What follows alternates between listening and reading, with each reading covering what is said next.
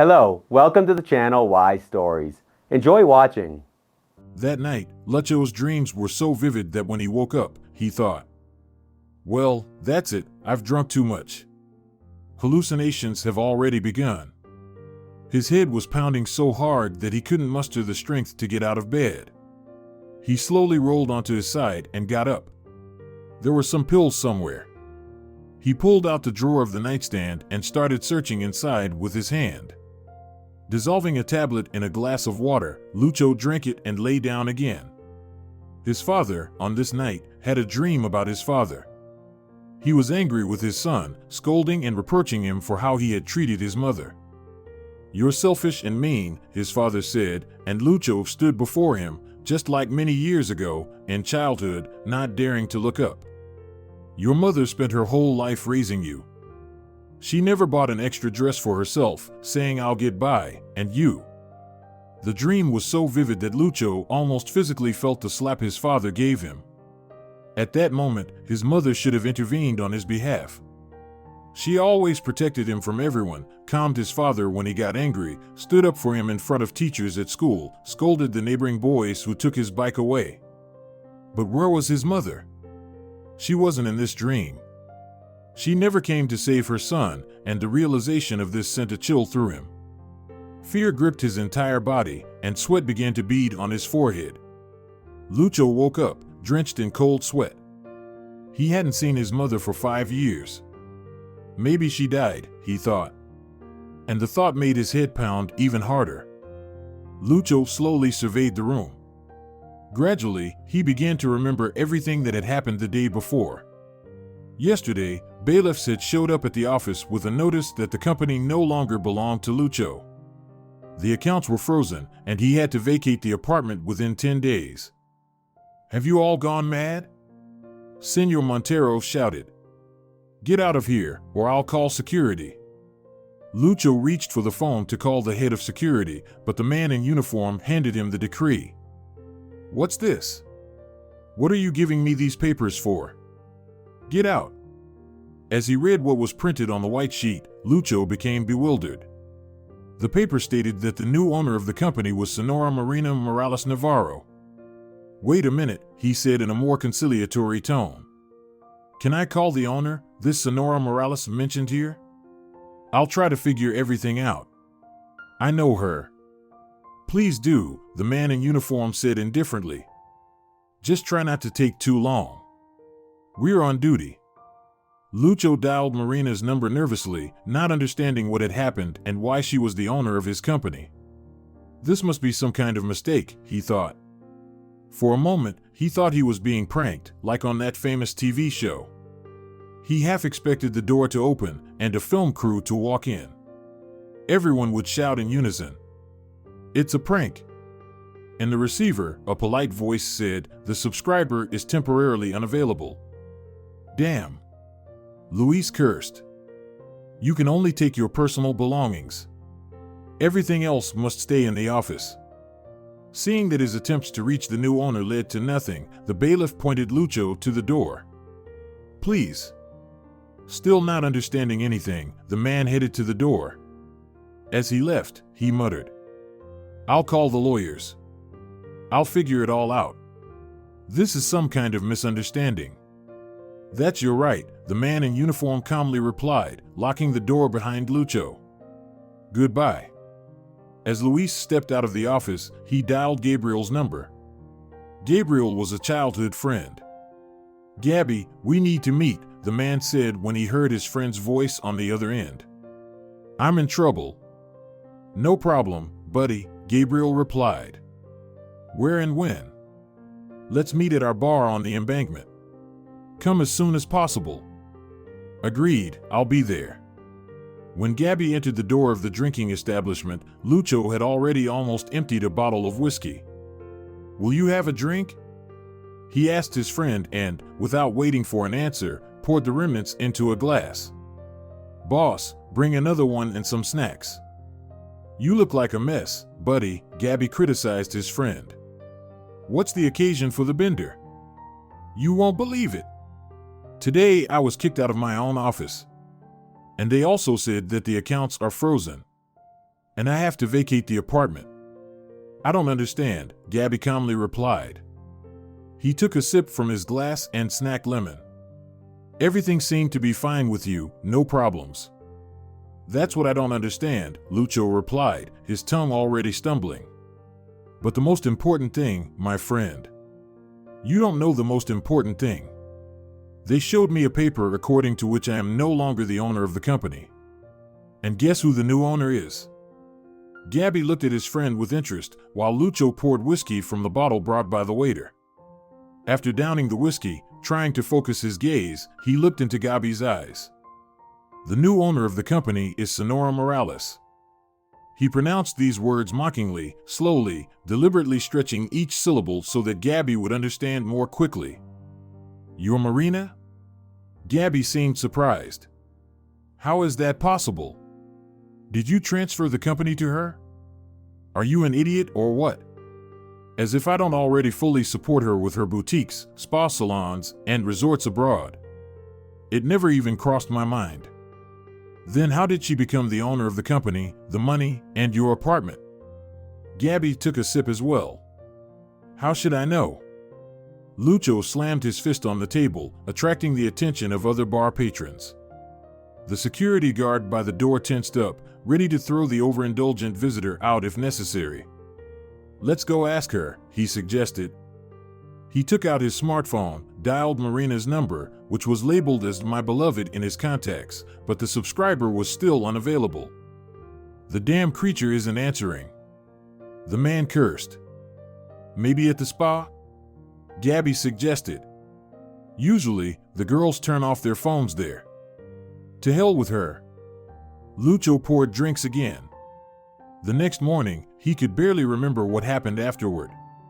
Seeing that the man had consumed quite a bit, to avoid unnecessary trouble, the security guard asked the friends to leave. Lucho protested, trying to fight with security. Gabby was persistently dragging him outside, with the help of the security guard. Gabriel stuffed Lucho into a taxi and sat in the front seat himself, and after that, Lucho didn't remember anything. He woke up in his own bed, realizing that it was no longer his. Slapping his bare feet on the floor, the man headed to the kitchen. Hoping there was something to drink in the fridge, he opened the door. Damn it, Gabby, what a friend you are. Could have left me something for a hangover, Lucho thought, finding nothing to help him recover. With a heavy sigh, he headed to the shower to somehow ease his condition and get back to normal. The water streams refreshed him. At some point, Lucho's memory reminded him that the papers provided by the bailiffs said nothing about his car. I think I'll go see Marina myself. Let her explain how she so cleverly took over my company, the man thought, wiping himself with a fluffy towel. He quickly had a cup of coffee, put on jeans and a t-shirt, and left his apartment. There was no car in the yard. Lucho remembered that he had left it near the office. Getting to the office center by taxi, he was delighted to see his Jeep in the parking lot. From the car, the man decided to call the office. I'm listening, Senor Montero, a friendly voice answered on the other end. Is anyone in my office? He asked. No, I'm alone in the reception.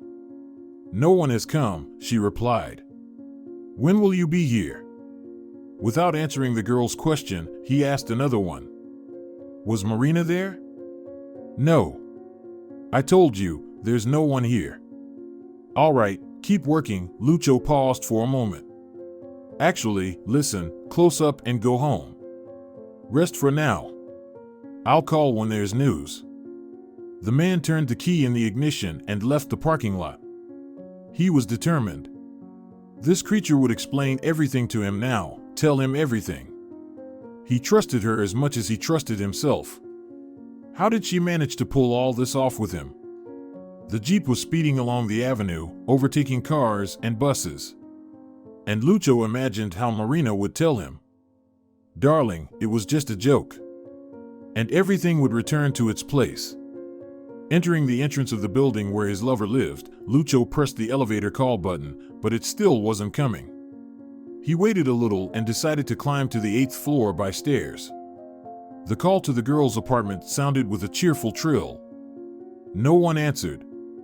Lucho pressed the button again. Finally, the door opened. Marina was standing in the doorway. "You? What are you doing here?" she asked. But Lucho pushed her aside and walked inside. "You tell me what you're doing. Yesterday, I found out that you took my company and my apartment, and you also took over my bank accounts." The man walked into the living room. Marina followed him, quickly tying her robe. "Why are you silent? Why are you looking at me like that?" The girl looked at Lucho with confusion and fear in her eyes. Unexpectedly, the bedroom door opened and Gabby walked out. Now, confusion appeared in Lucho's eyes.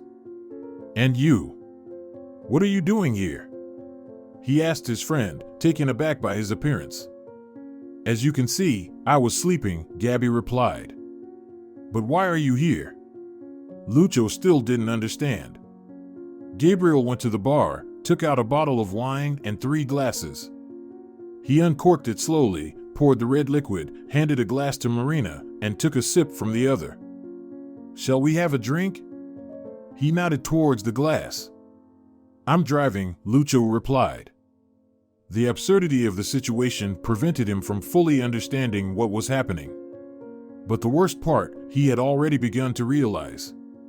His best friend was sleeping with his girlfriend, and somehow his girlfriend had deprived him of everything he had earned over the past few years.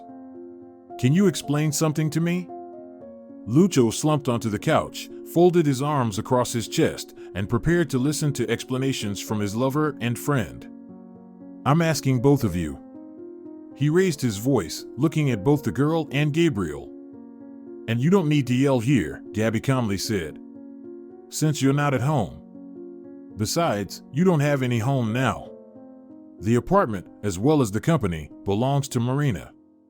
So, it's not in your best interest to assert your rights here. If you behave well, we'll give you some money for the time being." "We? You're going to give me money?" Lucho jumped off the couch, grabbed Gabby by the neck, and started shaking him. But Gabriel pushed him away with such force that he returned to his previous position in an instant. He covered his head with his hands. Everything that was happening seemed like a terrible dream, a nightmare, madness. "So, it was you who pulled all this off? You left me with nothing?" Finally, it dawned on Lucho that everything that was happening was not a joke, not a prank. "And what do you think?" Gabby sarcastically asked. "Marina wouldn't have gone for it herself. As you understand, she's not very bright. But she has many other talents. Right, Marina?" Gabriel hugged the girl by the waist and held her tightly. He looked like the winner next to the dejected, swollen Lucho. "How could you, Gabby?" "We've been friends since childhood," Lucho asked in a quiet voice. "Friends?" Gabriel released Marina and approached Lucho, leaning over him. His gaze turned malicious and sharp. "Do friends behave like that? You always acted like a king. Always took the best for yourself, and I had to settle for what was left. You had the best girls, clothes. You even got a car from your parents in your first year. I was always your shadow. Always rushed to help when you cried, Gabby, help. But yesterday was the last time. What are you saying? Shut up and listen. Now, I will be in charge of the company. Marina is just a formal figurehead. Without her, I wouldn't have been able to take your business. After all, you fell head over heels in love with her, fool. Besides, you've always let your emotions lead you and couldn't think with your head. And you're too talkative and overconfident. There's no self-preservation instinct in you, Lucho.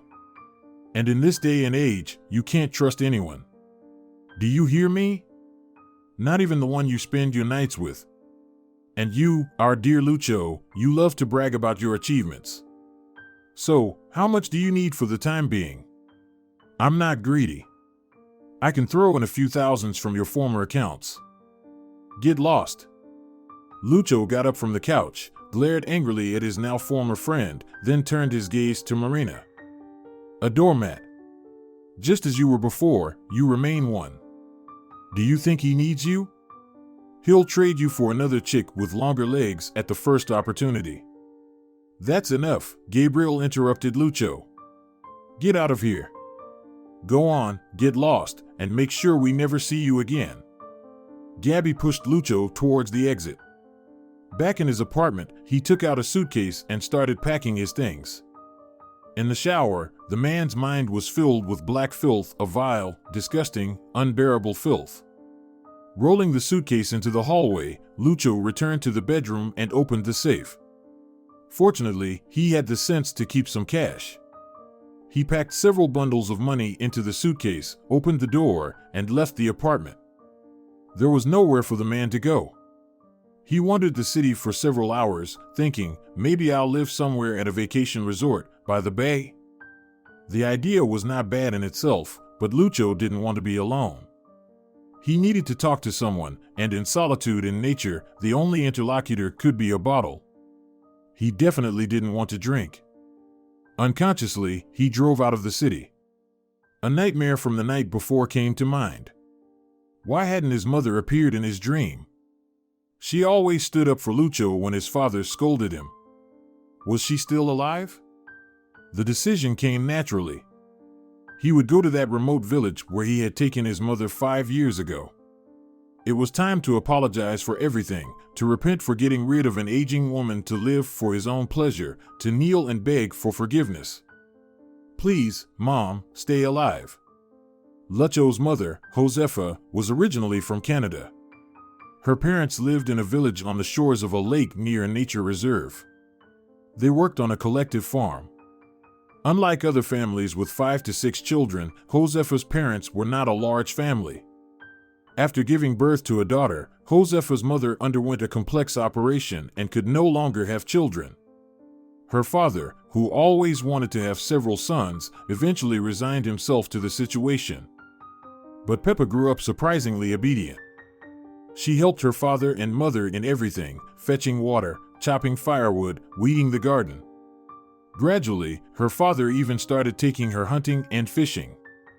Her mother, on the other hand, tried to teach her woman skills. On long winter evenings, they were spinning the yarn together, knitted and sewed warm things, socks, mittens, hats, vests. After finishing school, Peppa was planning to move to the capital. The village was slowly dying as the youth dispersed. Homes aged and became abandoned without their owners. As the children settled in cities, they took their elderly parents with them. Upon hearing her daughter's plans, Peppa's mother prayed, "Daughter, how will we manage without you? Who will bring us a glass of water in our old age? Once I enroll in a vocational school or a technical college, graduate, get a job, I'll be able to help you." "Don't cry, Mother," her father said. "There's really nothing for the girl to do here. I heard the post office is closing soon too. We'll have to drive 40 kilometers to get our pensions. Let her go. God willing, she'll make something of herself, and everything will work out." Having resigned herself, Peppa's mother helped pack her daughter's belongings, and on the appointed day, she and her father took her to the railway station on their motorcycle with a sidecar. A month later, they received a telegram, "Mom, Dad, I've been accepted into the technical college." Tears welled up in her mother's eyes, and her father tried to comfort her. "Our Peppa isn't a fool. She'll learn, become a decent person. Maybe she'll take us to live with her." "Where would we go, Father, in the capital?" The mother sobbed. "How can we leave our own farm behind?" Peppa got used to life in the capital. After completing her college, she found work in the personnel department of a factory. That's where she met her husband. He was a foreman in the workshop. For over a year, he courted the girl. He was 10 years older, which made Peppa quite shy around this mature man. However, he was persistent, and after a year and a half, Peppa and Raoul got married, having a modest wedding ceremony. Then, 3 years later, the factory management allocated an apartment to the young couple. That's when they started thinking about having children. However, years passed, and Peppa didn't become pregnant. Doctors said she was perfectly healthy and couldn't understand why the couple couldn't conceive. 10 years had passed since Peppa left her native village and moved away from her parents.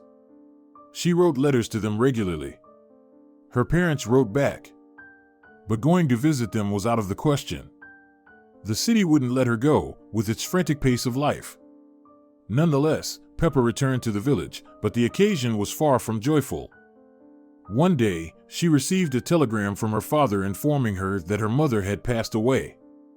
Taking leave from work, she and her husband bought train tickets and set off for the funeral. Walking through the village streets towards her childhood home, Peppa was amazed by how everything had changed. The windows of the once sturdy houses were boarded up, the gardens showed no sign of flowering plants, and there were no cows or clucking hens in the yards. The village was slowly dying. At the gate of her father's house, a few neighbors stood, mostly elderly men and women wearing black scarves on their heads. Peppa entered the house. A coffin stood on stools, and her mother lay inside. The young woman cried as she sat down next to her. She gently caressed her mother's head and hands, steadying her peaceful expression. Her mother seemed to be deeply asleep, but there would be no awakening from this slumber.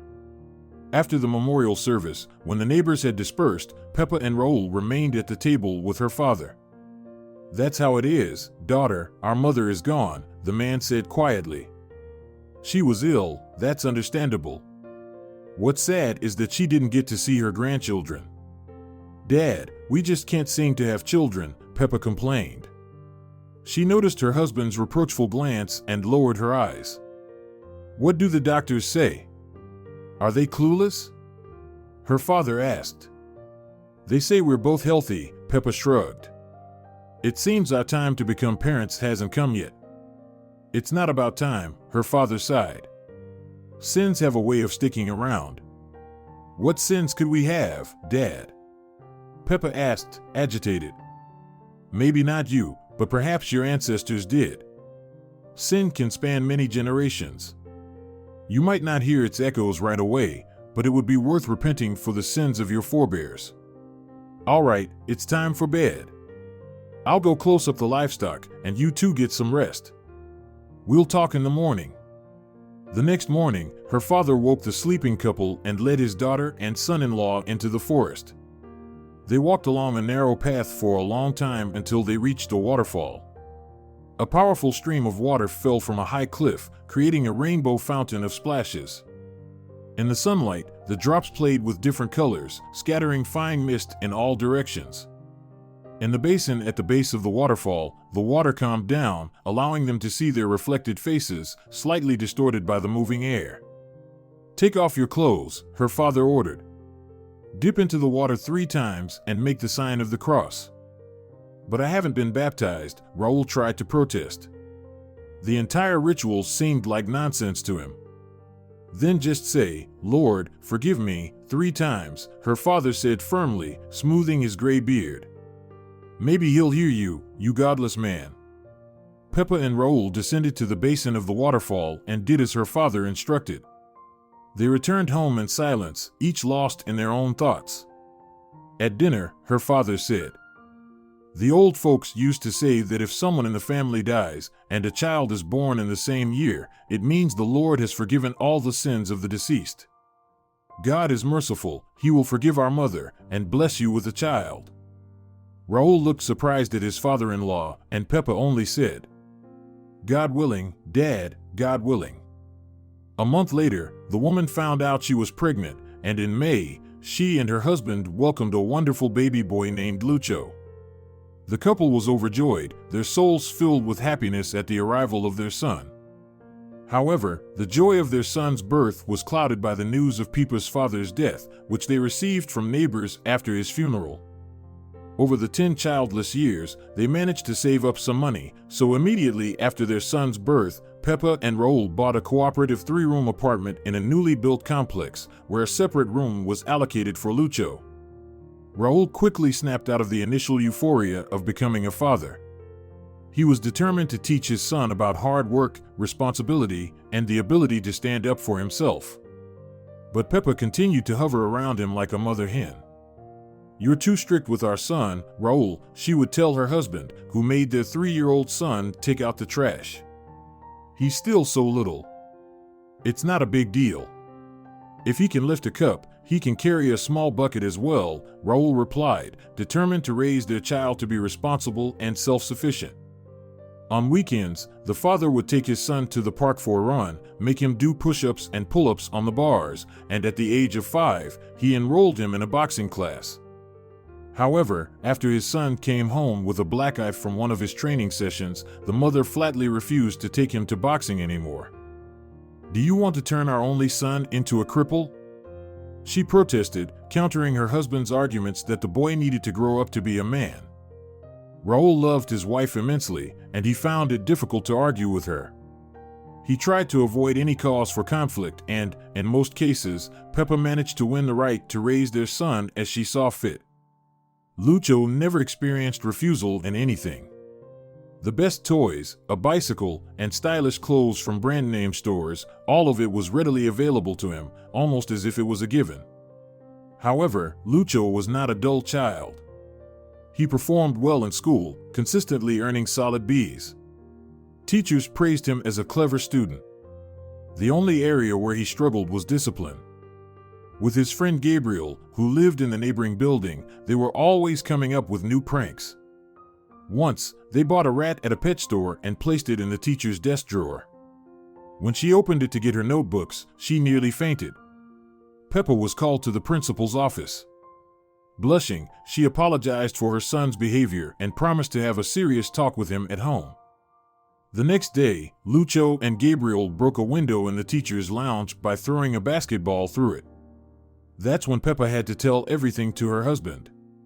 The principal sternly ordered an immediate replacement of the broken window pane, and it was beyond the woman's capabilities. As punishment, Lucho was not allowed to go outside for a whole week. During spring break, he sat at home, watching other kids playing outside through the window. Nevertheless, Lucho's childhood was no worse than that of other children.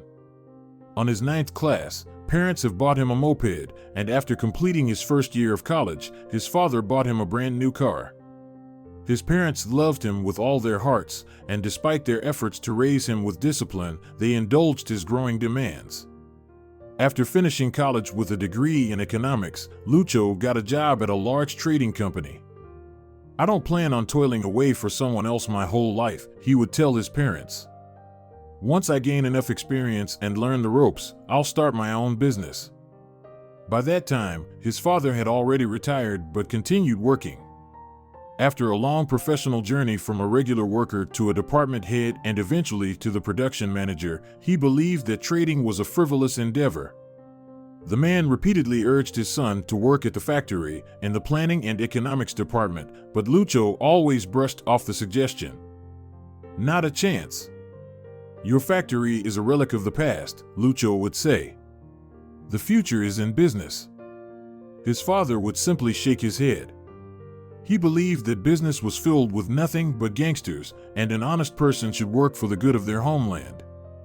That's how he lived, going to the factory gate every morning until the very last day.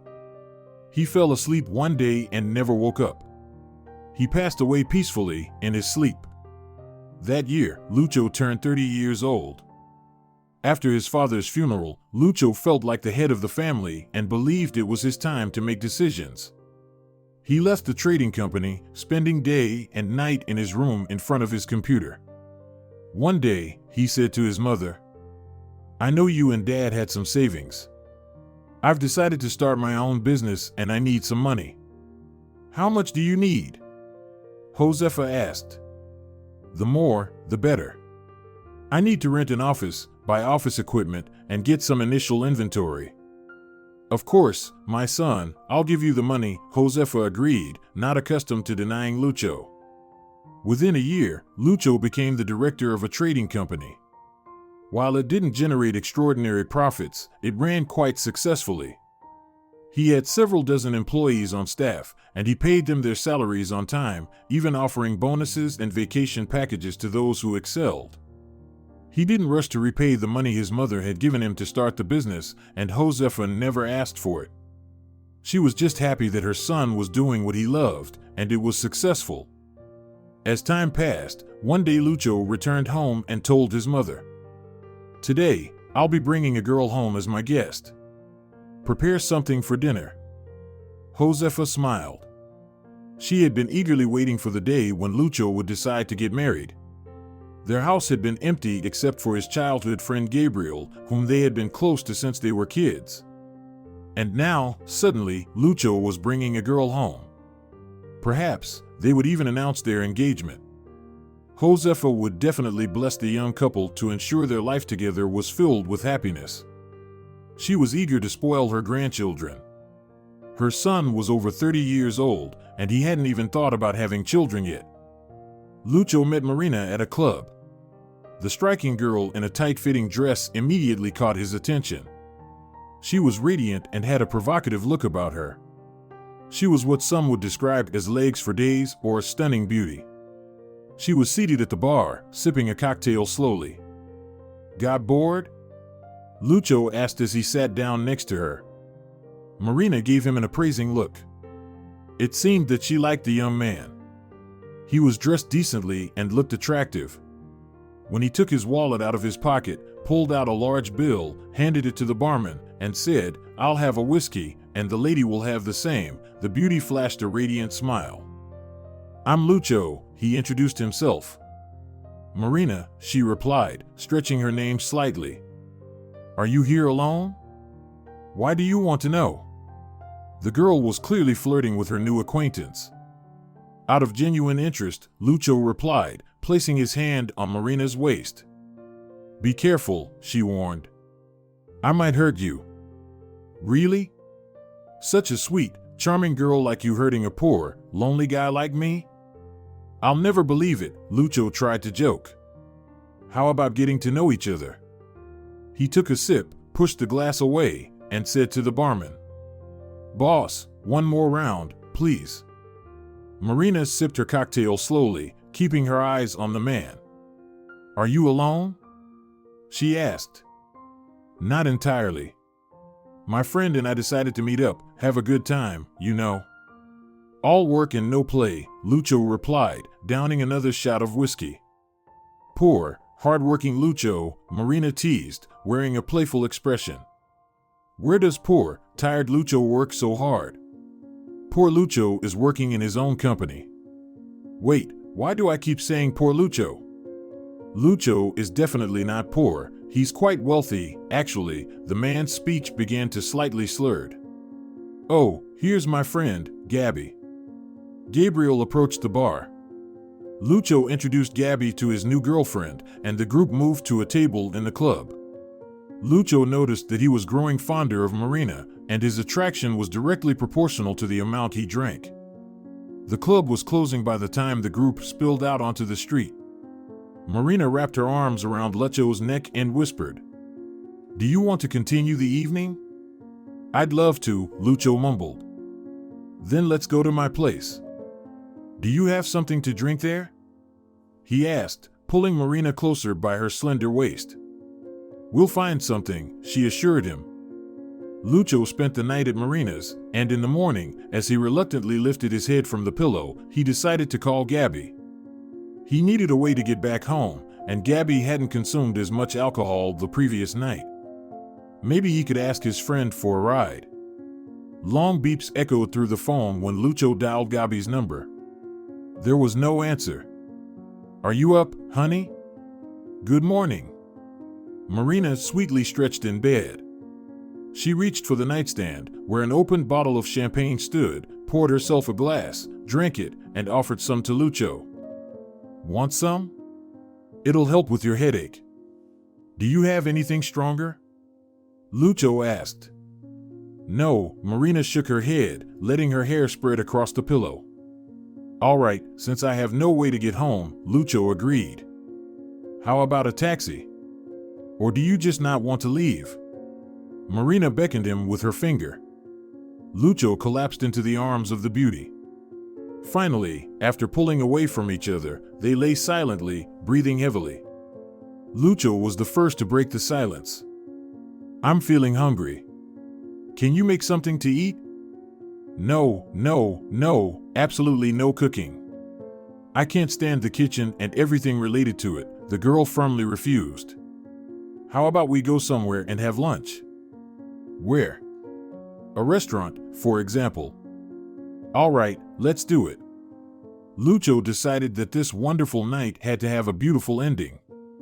I just need to make one call.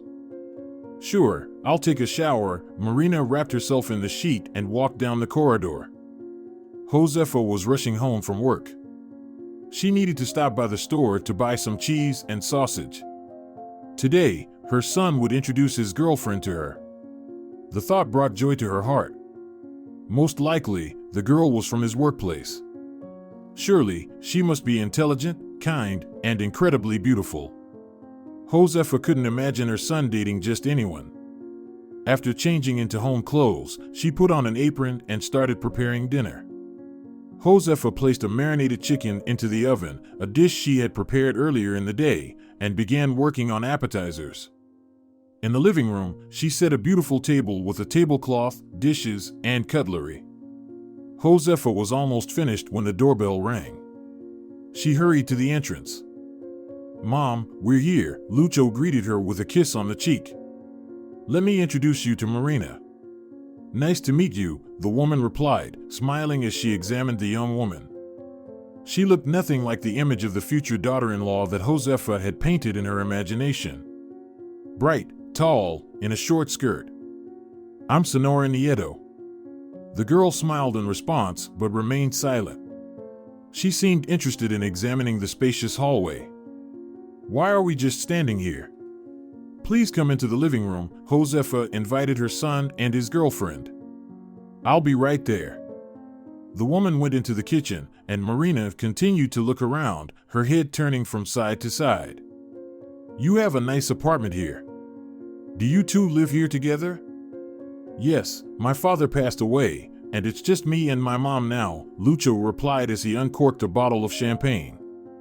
"Why aren't you married?" the girl asked. "It just never crossed my mind. Maybe I haven't met that special someone I'd want to spend my life with yet," the man replied. "Are you sure? Or maybe your mom doesn't allow it." Marina laughed, and Lucho looked at her, not sure if she was joking or genuinely considering him a mama's boy. "Stop it, I have a wonderful mom." "I don't doubt it for a second, don't worry." The girl hugged Lucho around the neck and kissed him. Josefa entered the room. When she saw the young couple, she felt slightly flustered. "Well, everything's ready. Please, have a seat at the table." In the woman's hands was a dish of roasted chicken. It smells delicious, Mom. I love it when you roast chicken your way." "Thank you, my son," Josefa replied. Trying to ease the slightly tense atmosphere at the table, she turned to Marina. "And what do you like to cook, Mari? Share a recipe with us." Marina looked puzzled at the woman and then at Lucho. "I don't like cooking anything," she replied. "I prefer to dine out in restaurants, or at the very least, order ready-made food for delivery." Now it was Josefa's turn to be surprised. "Well, how can that be? How will you feed your husband and children? It's widely known that the way to a man's heart is through his stomach. This wisdom works, believe me." "So did you marry Lucho's father thanks to your chicken roasting skills?" Marina asked without embarrassment, reaching for the salad. Josefa froze for a moment, her mouth still full. She found the question rude and tactless. The smile slowly faded from her face. She looked at Marina, who was serving herself salad without realizing she had said something inappropriate.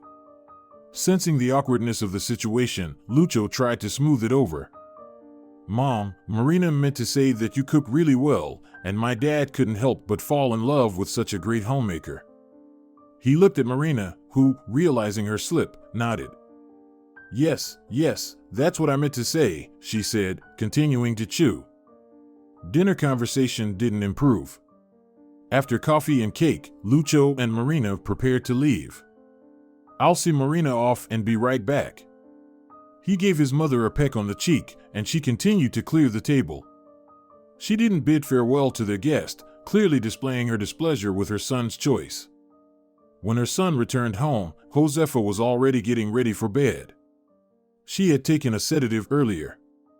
The woman couldn't get over Marina, who had struck her as ill-mannered, rude, and provocatively dressed.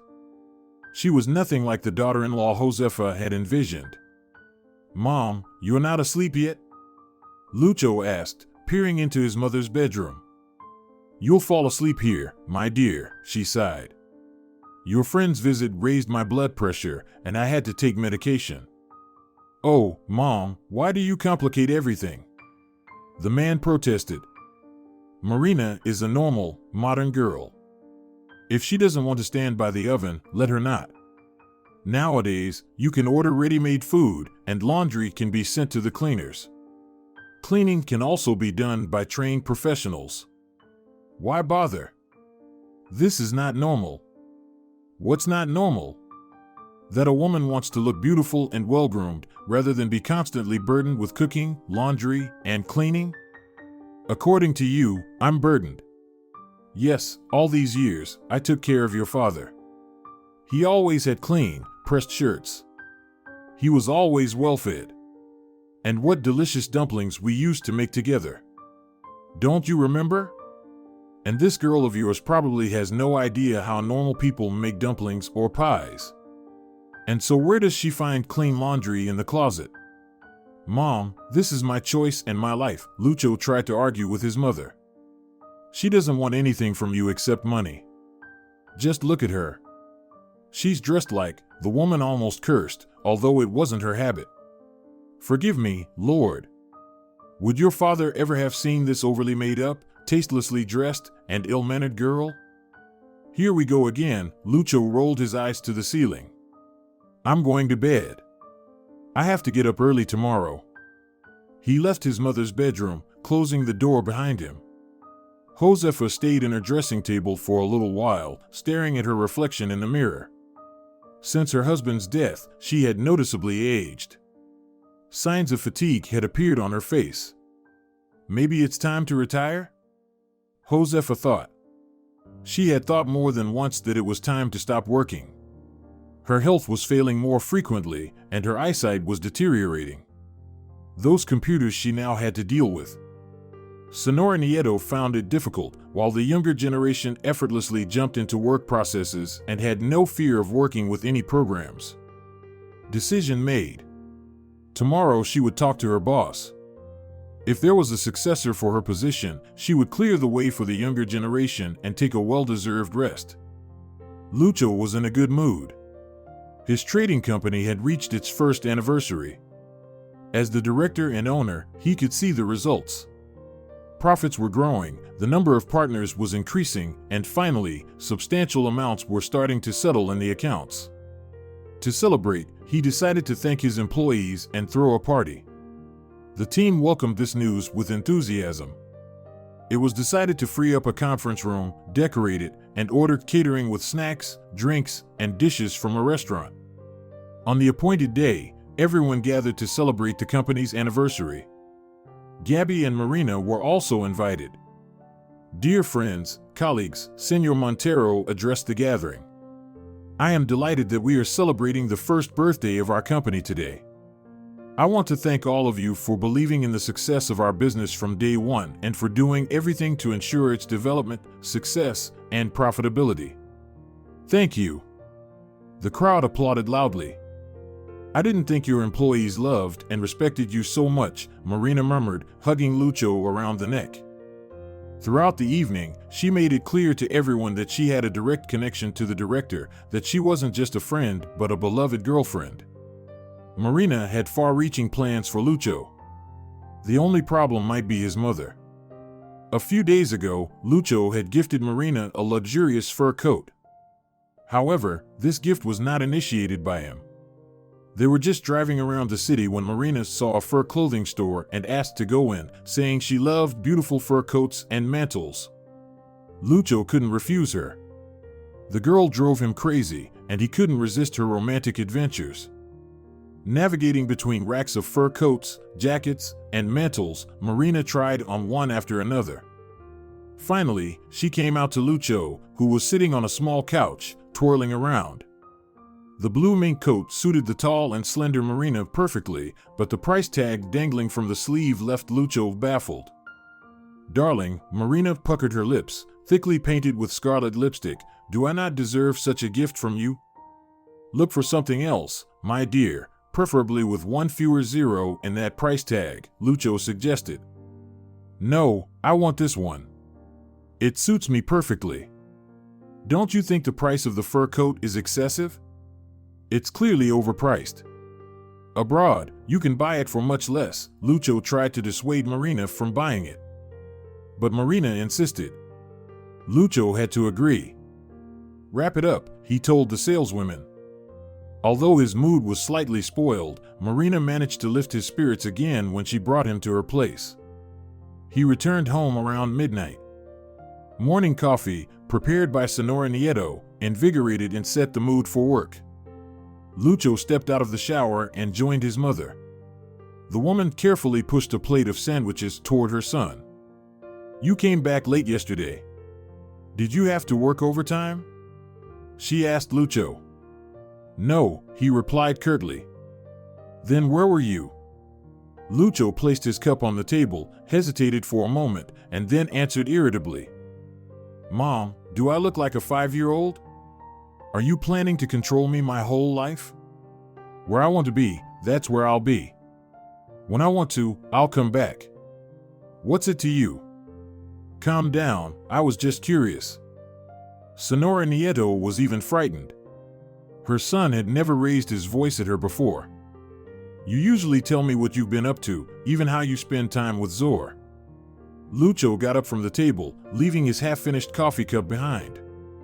"I'm out, I had work to do." "Sorry." He turned around and left the kitchen without even giving his mother a goodbye kiss. The conversation didn't go well, and the morning didn't start off on the right foot. In reality, Senora Nieto wanted to inform her son about her decision to retire. The day before, she had spoken to the HR manager at the factory, and it turned out that she had long wanted to place her niece in Senora Nieto's position. However, she had hesitated to say anything because Josefa had worked in the same place all her life and was respected by the management. The issue resolved itself. In 2 weeks, the woman would go on her well-deserved vacation, making way for the new generation. Now she was curious to see how her son would react. He would probably be happy. Josefa had already started making plans. Firstly, she wanted to buy a vacation package to a sanatorium. She had long wanted to visit Carlsbad in the Czech Republic. True, she would have to ask Lucho to return some of the money she had lent him a year ago to start his business. But it seemed that her son's business was doing well, and he would give her the money. Then, after returning from the trip, she would renovate her apartment. She would need to hire a good team of interior decorators to do the work quickly and efficiently, and in the renovated apartment, she could spend her remaining years. These were the plans Senora Nieto was making as she prepared to retire. But that evening, Lucho did not come home again. After work, he went to Marina's place, bringing along her favorite champagne. After a pleasant evening together, they lay in each other's arms. "Lucho," Marina murmured. "HM?" He replied weakly. "Will you marry me?" "HM? What does your mean? Yes or no?" She whispered seductively in his ear. "I will." "When?" Marina persisted. "Tomorrow." "Really?" Lucho finally came to his senses and looked at Marina. "Is there something wrong with us?" he asked, reaching for a pack of cigarettes on the nightstand. "I knew it," Marina said with hurt in her voice. "I knew you're just like all the other men. You come to me, you come, and then you marry some plain Jane. Where did you get that idea?" he asked, opening a window and lighting a cigarette. "If you wanted to marry me, you would have proposed by now. Am I just a short-term fling to you?" "Don't talk nonsense," Lucho replied dismissively. "Don't I give you money, buy you gifts, and fulfill your desires?" "You do, but getting married is something entirely different. When a person gets married, they prove their love. Do you love me?" I do. So? All right. If that's what you want, we'll get married. He stubbed out his cigarette. Then come to me, my kitten. Lucho couldn't resist Marina. A few days later, he went to Marina's place after work, and they headed to his home to tell Senora Nieto about their intention to marry. Marina wore her new fur coat, which Lucho had bought for her. She wanted his mother to see that he spared no expense for her. Senora Nieto didn't have any guests today. She wasn't feeling well. Her blood pressure had spiked, and she had to take medication. She lay down on the couch in the living room and turned on the TV. When she heard the sound of the door opening in the hallway, she didn't get up. She knew it was her son. "Mom, are you home?" "We're here," Lucho called out from the hallway, helping Marina take off her outerwear. Realizing that her son had returned with someone, Josefa got up from the couch. Lucho and Marina walked into the living room. "Hi.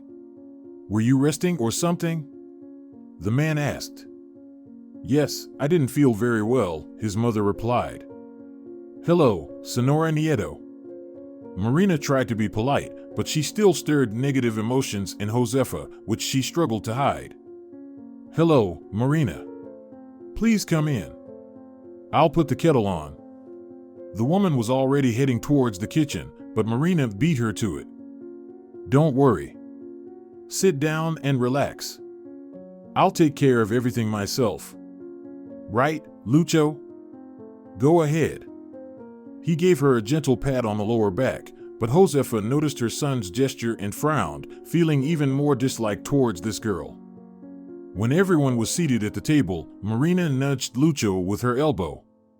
She couldn't wait for him to tell his mother about their upcoming wedding. "Mom, Marina and I have something to tell you," Lucho began, trying to maintain a solemn tone but stumbling a bit. "Well, why are you hesitating, Lucho?" "Senora Nieto, we're planning to get married," Marina announced loudly and clearly, not waiting for her fiancé to voice the news. Senora Nieto sighed and stared into her cup. She really managed to hook him, she thought. "Yes, Mom, tomorrow we'll go and file the application at the registry office. Gabby has some acquaintances there, so we won't have to wait long. I think we can have the wedding in about a month. Is there a rush for some reason? Is she pregnant?" The woman nodded in Marina's direction, unwilling to even speak her name. "Are you out of your mind?" Marina exclaimed. "Pregnant? Definitely not. That's not about me. Usually, people rush when they've conceived a child out of wedlock, while normal people prepare for a wedding consciously, planning every step," Josefa reasoned, trying to speak calmly. "Lucho, did you hear that? According to your mother, we're not normal people." "I'm in shock." "Lucho, why are you silent?" Marina rambled loudly. "Please lower your voice," Lucho's mother asked. "I have a terrible headache." "Mom, we've made our decision," the man calmly stated. "It's not up for discussion. Marina and I came here to tell you this news first." "Well, thanks for that," sighed his mother. She sipped her coffee, took a chocolate candy from a vase, and slowly unwrapped it. "Mom, aren't you happy? Don't you have anything else to say?" "I'm happy when you're happy." "That's all I can say," Josefa replied. "But since you've come with news, I want to share something as well." The couple stared at the woman, surprised. She calmly took a bite of the chocolate candy and sipped her drink. "Starting next Monday, I'm going on a well-deserved vacation. I've decided it's time for me to stop working. It's time to rest." "Congratulations, Mom." "It's about time," Lucho said. "While I'm getting treatment in the Czech Republic, some renovations will be needed in the apartment," Senora Nieto continued. "So, I've decided to hire a team of interior decorators and let them do everything properly so that I don't have to worry about how to fix up the apartment later. I think this renovation will last me a lifetime." Lucho glanced around the kitchen. The apartment had been due for a refreshing renovation for a while now, especially considering that modern materials and even hiring a designer could turn their modest place into a luxurious apartment. Due to this, Lucho, I'd like to ask you to return the money I gave you for your business. I'll need it now. Lucho stared at his mother, and Marina looked at him with surprise. It was clear that he was taken aback. His mother's request for the money back was unexpected. Honestly, he had already forgotten that it was thanks to her that he had been able to start his business so successfully and expand the company from scratch. I hope to get it next week because I'll need to pay for the vacation and make a deposit to the construction crew, his mother added. The woman calmly finished her coffee, seemingly oblivious to her son's confusion. Marina, on the other hand, didn't understand anything at all. All she knew was that it seemed like their wedding was on the verge of falling apart. For her, getting married to Lucho wasn't enough. She dreamed of a luxurious wedding with a limousine, a fancy restaurant, and a large number of guests.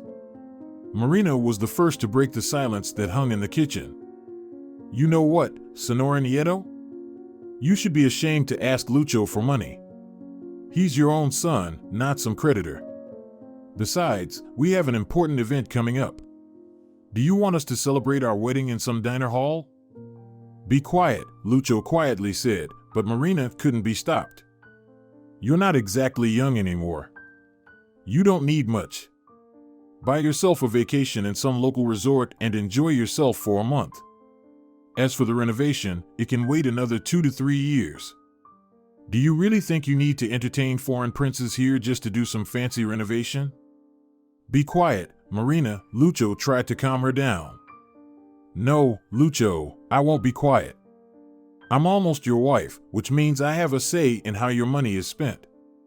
If I say there will be a wedding, then there will be one, or you won't see me again. Marina practically jumped out of her chair, quickly got dressed, and slammed the door. Lucho attempted to chase after her, but Senora Nieto abruptly stopped him. Sit down.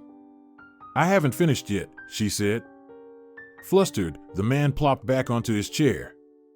Mom, the amount isn't small, he said. We should have been informed about these things in advance. Those funds have been in circulation until now.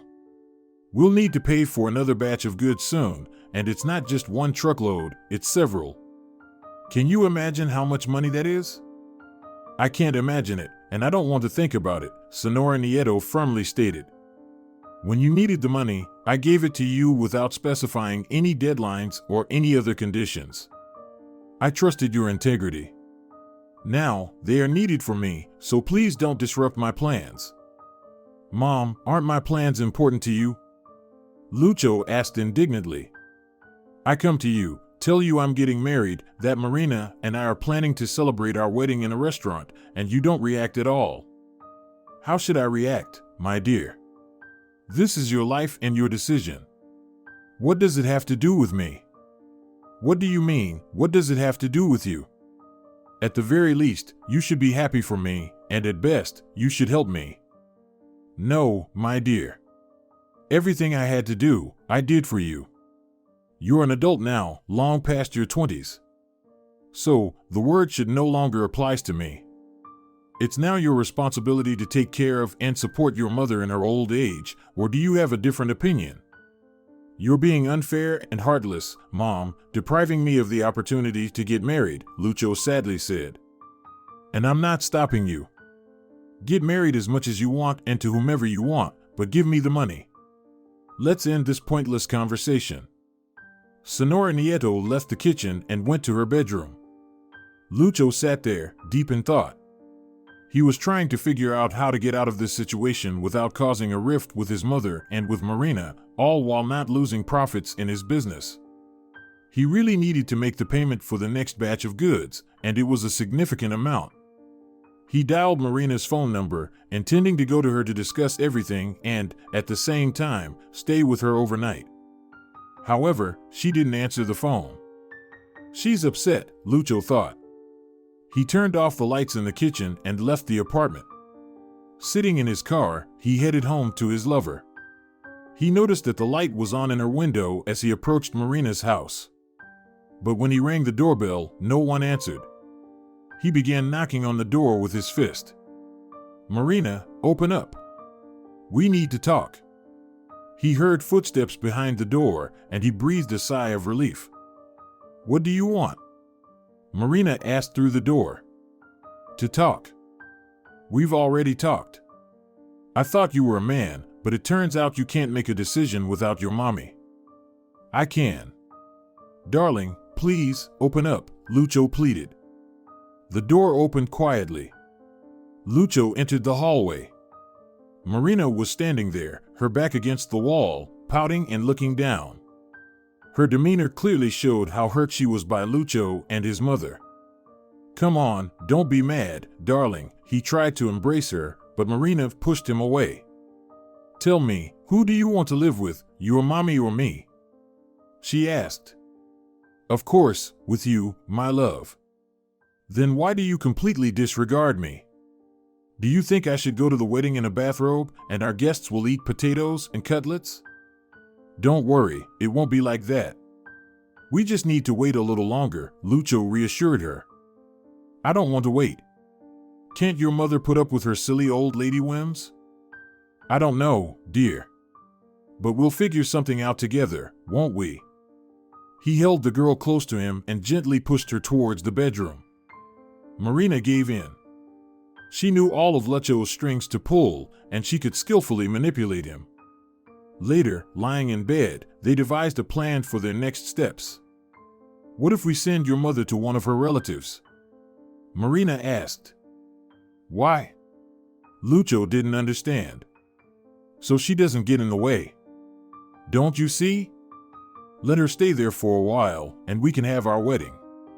When she returns, you can give her the money, or at least part of the debt." "Well, she doesn't really have any relatives," Lucho thoughtfully lit a cigarette. "There were only her parents, but they died a long time ago when I was still a child." "But didn't her parents leave her any inheritance after their death? Since there's no one else, she should have received something. I beg you, don't be ridiculous. What kind of inheritance could there be in a remote village? The house is tiny, and it's probably falling apart by now. I remember my mother once went to visit their graves and told me that almost all the houses in the village were abandoned. It's all deserted there." Marina sat up, looking closely into Lucho's eyes. Her gaze was triumphant. "So, that's the solution, my dear," she chirped, smiling. On the appointed day, Lucho returned home on time. Sonora Nieto noticed that he was acting strangely. He kept trying to offer her things, to serve her, and then he invited her to have coffee together. After the recent argument, they had hardly spoken. However, it seemed that her son had come to his senses and realized that his mother was right. Lucho poured aromatic drink that he had brewed himself into cups and brought over the sugar bowl. "How's business, son?" the woman asked. "Everything's good. We're working as usual, moving forward step by step." "You know, not a step backward," Lucho replied with a smile. His smile seemed forced and unnatural to his mother. "What have you been up to?" "I went to a travel agency," Josefa began to explain, but her son interrupted her, asking for a clean hand towel. She went to fetch it from the room, and he quickly took a small vial from his pocket and dripped its contents into her cup. It was a sedative. "Here, I've brought it," his mother handed him the towel. "Thank you, Mom," he thanked her. "Now we can have coffee in peace. You drink too." During their conversation, the woman finished her whole cup and suddenly felt weak. "Something doesn't feel right, Lucho," she said. But her son had already picked her up and was carrying her into the bedroom. He placed her on the couch and rushed to the hallway to open the front door. "Did she fall asleep? Did everything work out?" Marina asked as she entered the apartment. "Yes, she seems to be asleep. Hurry up. We need to act before she wakes up." Lucho carried his mother in his arms, and Marina grabbed a blanket and a pillow from the couch. They left the apartment and went to the car. He placed his mother on the back seat, putting the pillow under her head, and covered her with the blanket. Opening the trunk, he threw in warm clothes for Josefa that Marina had gathered, as well as several bags of groceries. Slamming the trunk shut, Lucho and Marina set off on their journey. Driving onto the country road, Lucho accelerated. He drove as fast as he could, fearing that his mother might wake up and their plan with Marina would fail. 5 hours later, they reached the remote village where Josefa was born and raised. They found her parents' house. While there was hardly any snow left in the city, here it was knee-deep. After pushing through the gate, Lucho struggled to open it, and then he unlocked the door to the house. He returned to the car, carried his mother inside, and laid her down on the bed. "Where should we put the groceries?" Marina asked, standing in the doorway, holding the bags. "Over there, on the table," Lucho pointed. He covered his mother with a blanket and placed his coat on top to keep her from getting too cold. "Let's go, Marina." They closed the door and drove away, their headlights casting light on the abandoned houses with boarded-up windows. When Josefa woke up, she felt horribly cold. She struggled to open her eyes, and her head was pounding. She attempted to get up, but she fell back onto the bed, feeling completely weak. "Where am I?" she thought. Wooden walls surrounded her, and faint daylight seeped through the boarded-up windows. It took her a moment to realize that she was in her childhood home. But how had she ended up here? Josefa couldn't understand. The last thing she remembered was Lucho giving her coffee, and then darkness. "Is there anyone here?" A male voice called out. The door rattled, and Josefa tried to say something, but her tongue seemed stuck to the roof of her mouth. "Hey!" The voice called again from outside. "I'm here," she whispered hoarsely, her throat hurting terribly. The door opened, revealing a man with a gray beard, dressed in a warm jacket and a winter hat. He rushed to Josefa, who was lying on the bed beneath a pile of items. "Who are you? What's happened to you?" he asked, patting her cheek. "Are you okay?" "It's cold," she whispered. "I'll help you in a moment, just wait." The man grabbed a blanket, wrapped Josefa in it, took off his own jacket, and covered her with it too, tucking it in around her. "How did you end up here?" "No one's been here in 100 years. She looked at him, unable to utter a word. The man hurried outside in just a sweater, returning a minute later with an armful of firewood. "We'll get the stove going soon, and it will warm up. Just lie down and wait a little." After a few minutes, the logs in the stove crackled, and Josefa saw the glow of the flames through the cracks. The stove's door was slightly ajar, and it didn't seal tightly. "It seems like you've decided to settle in here for good. You brought quite a bit of food with you," the man commented while examining the contents of the bags on the table. Josefa turned her head, realizing that Lucho had brought her here to abandon her. She had been against his wedding, and he wanted her to hand over the money. Meanwhile, the stranger placed a fabric backpack on the table. "I'll pour you some hot tea now. It'll warm you up quickly," he said, retrieving a thermos from his backpack. He unscrewed the lid, which also served as a cup, and filled it with the aromatic hot beverage. Sitting down next to Josefa on the bed, he helped her sit up. "Here, hold this. It's very tasty, thank you," she said, taking a few sips. "What is it?" "I make it myself. It's made with rose hips, hawthorn berries, and some other herbs," he replied. "Feeling better?" "Yes, I'm warming up already. So, I was walking and noticed tire tracks, and they led to this house," the stranger began to explain. "Nobody's been in this house for 100 years, and suddenly, there are guests. So, I thought I'd come and see who's arrived, and here you are." "And who are you, exactly?" Josefa asked. After sipping the hot tea, she felt much more alert. Her headache had disappeared completely. "Oh, I apologize, I'm just an old fool," the man started to apologize. "I forgot to introduce myself. I'm Antonio, the local forester." "Antonio? How strange," Josefa mused. "Why is that strange?" Antonio didn't understand. Josefa sat up on the bed. She felt warmth spreading through the house.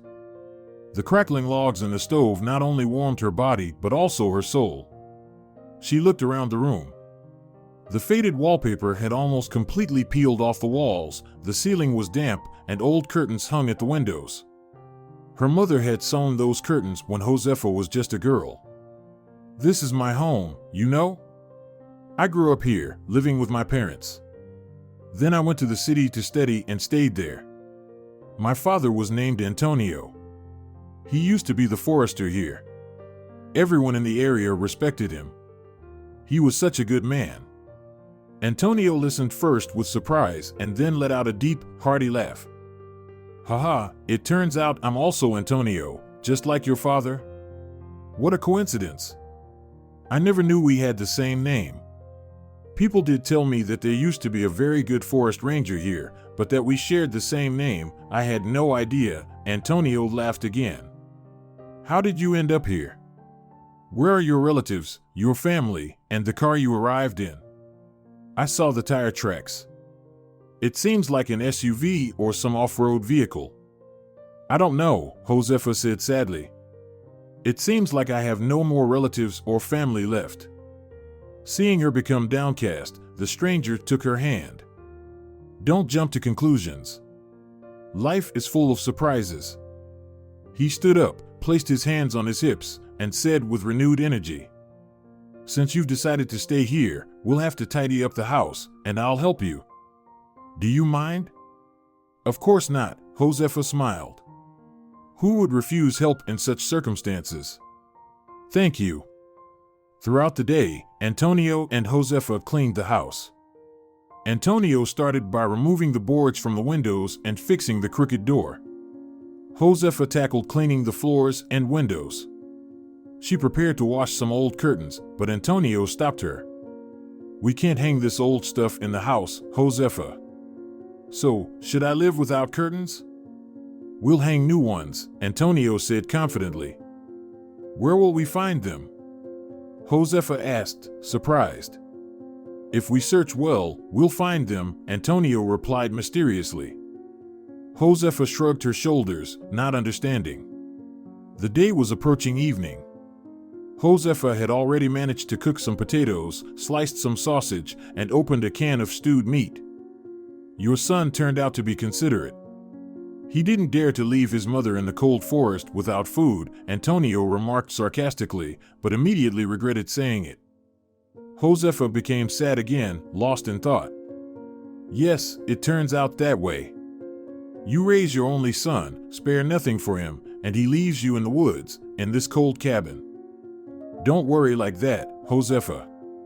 People live everywhere, but this place is your own. This is your homeland. And the Canadian forest, it seems to hold the memories of our ancestors. It protects those born and raised under its pine trees. Everything will be fine, I know it," Antonio smiled. Josefa wondered what had brought him here. He certainly wasn't a local. Josefa and Antonio became friends. The forest ranger visited the woman every day, helping with household chores. Antonio repaired the furniture that remembered Josefa as a little girl, fetched water, and helped with firewood.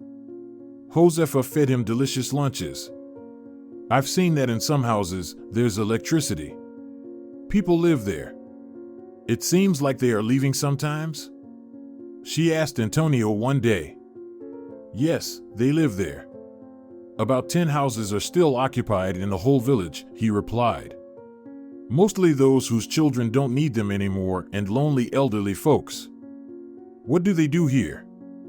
"Those who have livestock tend to them, they have gardens, they gather berries and mushrooms in the forest. They catch fish in the lake, dry it and smoke it.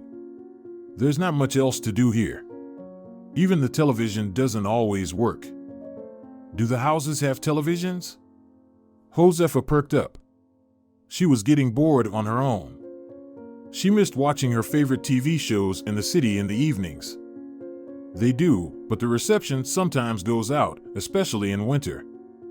Josefa suddenly got up from the table and went to the cupboard where her things were hastily packed by Lucho. Among these items, she found her bank card, where her salary and pension should have been deposited. "Look," she handed the card to Antonio. "What's this?" Antonio didn't understand. "This is my bank card." "Please, let's go to the store and buy a television tomorrow, I beg you," she said, her hands clasped to her chest. Antonio thought for a moment. The nearest store was about 80 kilometers away. It would take the whole day to make the trip there and back. But Josefa looked at him with such pleading eyes that he couldn't refuse. "Okay. We'll go tomorrow in my car," he agreed. Senora Nieto smiled happily. She was growing fonder of this strong man with such a familiar name. He reminded her a lot of her father. 2 months passed, and summer arrived. One warm evening, Antonio and Josefa were drinking herbal tea in the yard. Antonio had crafted a small table, and Josefa had knitted a tablecloth for it. The trees rustled softly around them. Enjoying each other's company and the tranquility, Josefa suddenly thought that nothing happens by chance. Perhaps she should have returned here long ago. She surprised herself. She enjoyed preparing the garden for planting and setting up the house to make it cozy. "Pepita," Antonio began, addressing her, "we're both not young anymore. We live as hermits here, and yet we don't seem to be bored." "Where is there to be bored?" "I'll be planting the garden soon, and then I'll be taking care of it," Josefa replied to him. "Yes, gardening, of course, that's a pastime. But I want to be more than just friends. In short, Josefa, let's live together." Josefa looked at Antonio in surprise. His kind eyes held so much hope, warmth, and life experience. "We're already together most of the time, Tony." "No, I mean let's live together, run the household together, and in the evenings, we can watch your TV shows." He looked so touching in his uncertainty that Josefa couldn't resist and extended her hand. "All right, Antonio. Things are indeed more fun together." With joy, the man hugged Josefa, held her close, and stroked her gray hair. One day, when Antonio returned from the forest, he brought a small lynx cub with him. The animal was injured, weak, and barely alive. "What's wrong with it, Tony?" Josefa asked, pushing aside a basin of freshly washed laundry. "It got caught in a trap, poor thing. Looks like poachers are at it again. I had to save the little guy." "My, what a little guy. But he's bigger than a healthy cat." "Get the first aid kit, please," Antonio requested. He treated the wound on the lynx's paw, applied ointment, and bandaged it. "He'll stay with us for now, and we'll see how it goes." They repurposed an old doghouse for the lynx. They had to replace the boards and create an enclosure with metal mesh. They named the lynx Pancho, after the previous owner of the doghouse.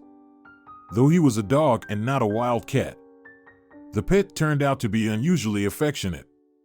He would lick Josefa's hand when she petted him or tended to his bandages.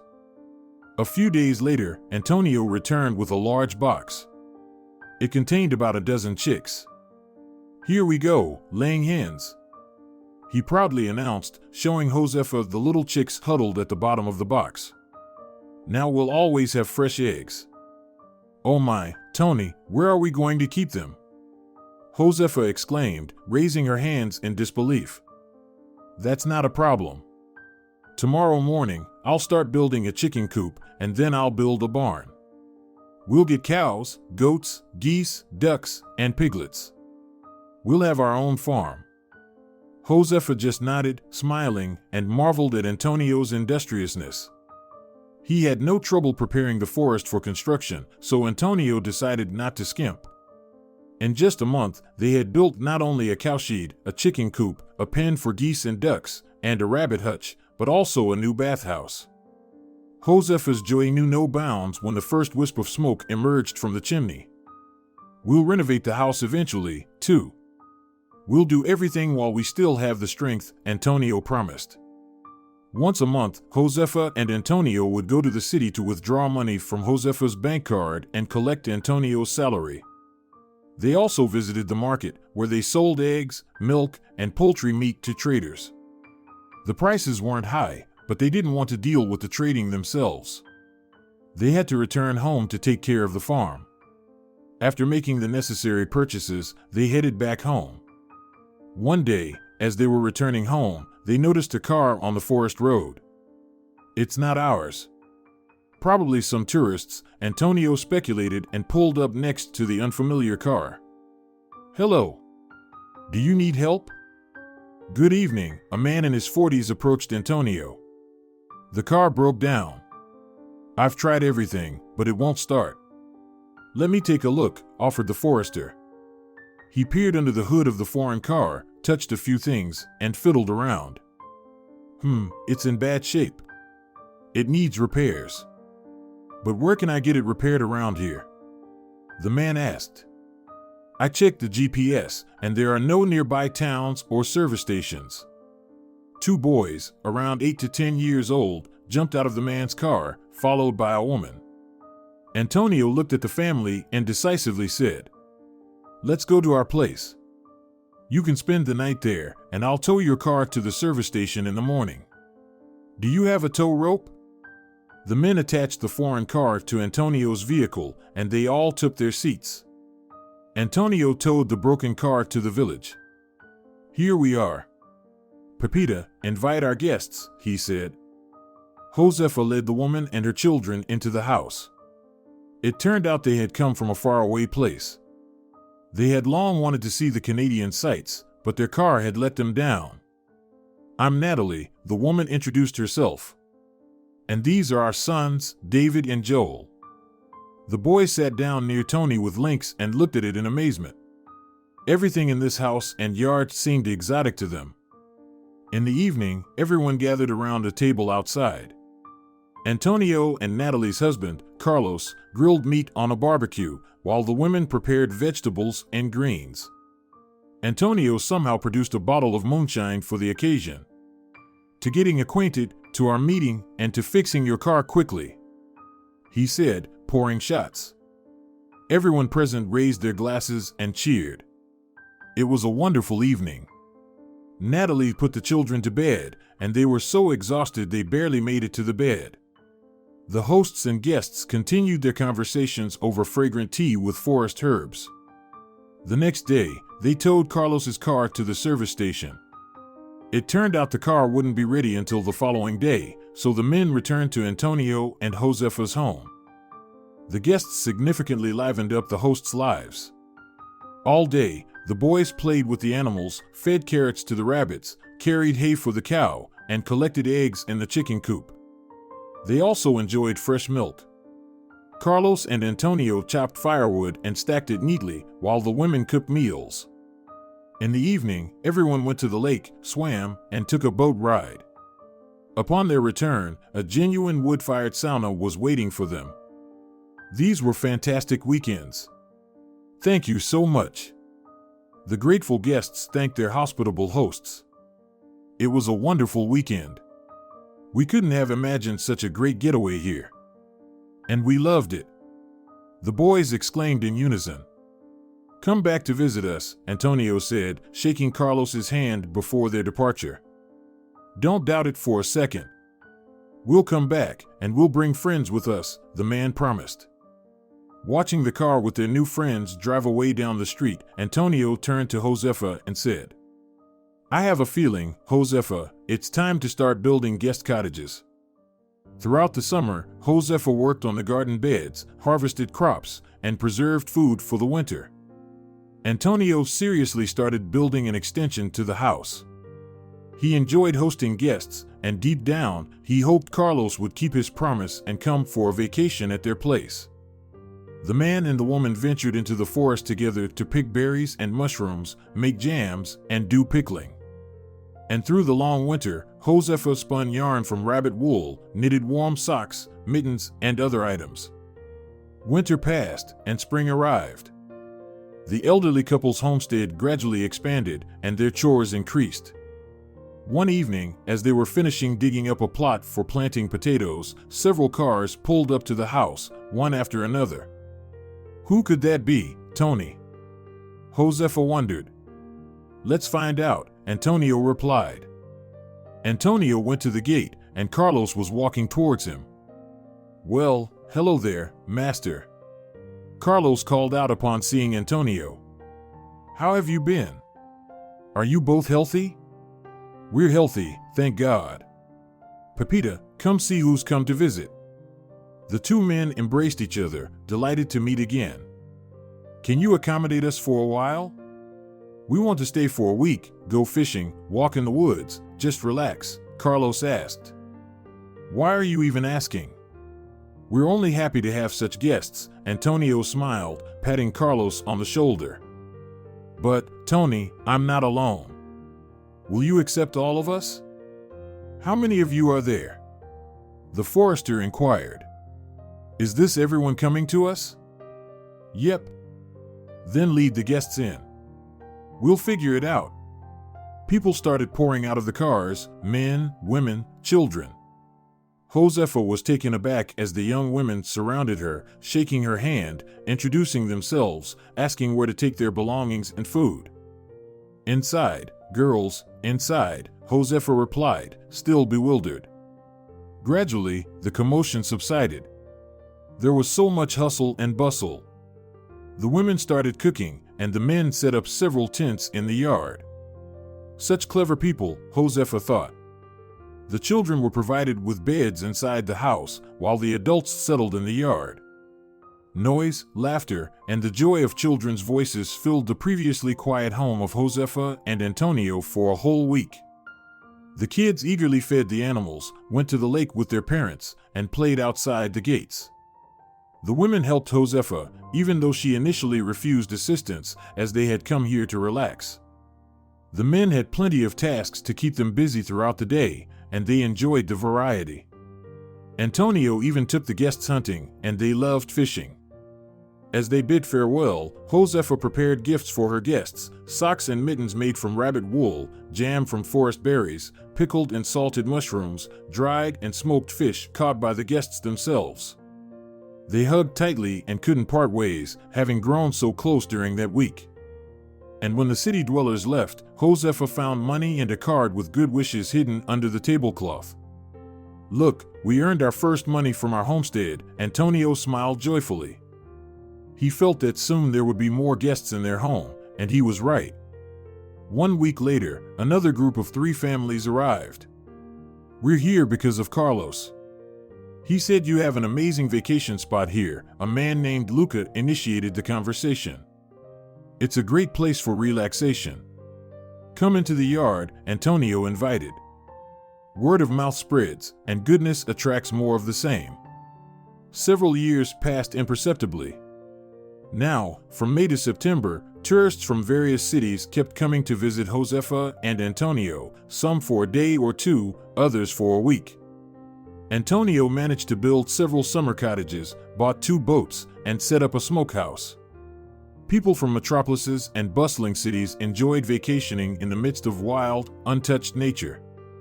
The hosts never asked for or set any rates for their guests since they received much help from them. However, tourists always left money, which Antonio invested in new constructions, animal feed, and other necessary things. On that day, they were expecting more guests. "Look, someone's coming," Antonio called out to Josefa. "Seems like they're ours." A black SUV stopped at the gate, and a man stepped out of it. He looked in astonishment at the solid house with beautiful carved trim, the unfamiliar man, and the links in the enclosure. "No, Tony, it's my son," shielding her eyes from the sun with her hand, Josefa said quietly. She took a few steps forward, smiled, and tilted her head. "Hello, son." At the sight of his healthy, cheerful mother, Lucho's legs gave way. He hugged his mother and burst into tears. Josefa stroked her son's head and spoke softly, using words that Antonio had once said to her. "This is our homeland, my son. The Canadian forest seems to hold the memories of our ancestors.